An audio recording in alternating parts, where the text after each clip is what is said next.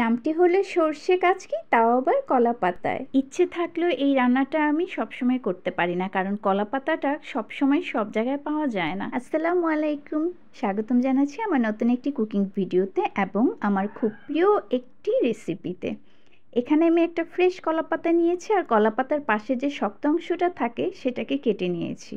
আর দেখে নিচ্ছি এই কলা পাতাটা দিয়ে কোন ঠিকমতো তৈরি করা যাবে কিনা।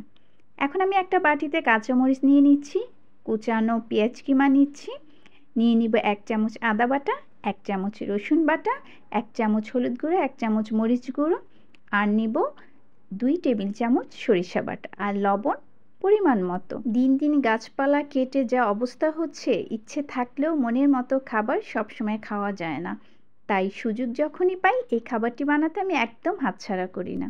এখন আমি সব মিশ্রণগুলোকে খুব ভালোভাবে হাত দিয়ে কষলে নেব। বাই দ্য ওয়ে, যাদের এইভাবে হাত দিয়ে মাখানোতে অ্যালার্জি আছে তারা আমার ভিডিও থেকে দূরে থাকতে পারেন, কারণ হাত দিয়ে ভালোভাবে এইভাবে কষলে মাখিয়ে না নিলে এই রান্নাটার স্বাদ আসবেই না। এখন নিচ্ছি ভালোভাবে ধুয়ে পরিষ্কার করা কাচকি মাছ। এরপর এই মিশ্রণটা কাচকি মাছের সাথে দিয়ে ভালোভাবে মেখে নেব। মনে রাখতে হবে, মাখাটা যত ভালো হবে রান্নাটা কিন্তু ততটাই মজার হবে।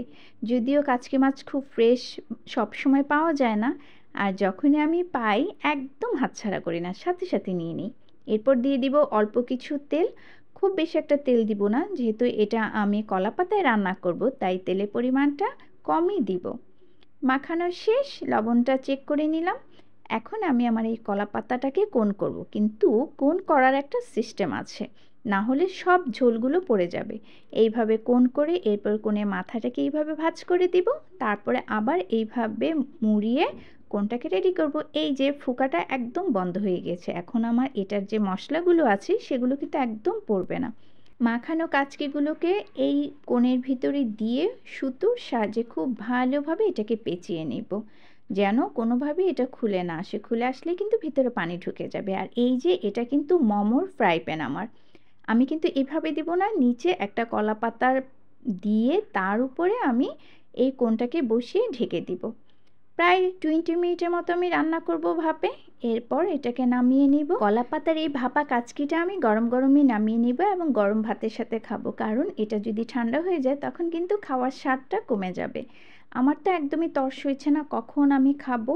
আর এই যে তাড়াহুড়ার সময় কোথাও কেচি খুঁজে পাচ্ছি না, তাই হাত দিয়েই এই সুতোরগুলোকে খুলতে হচ্ছে।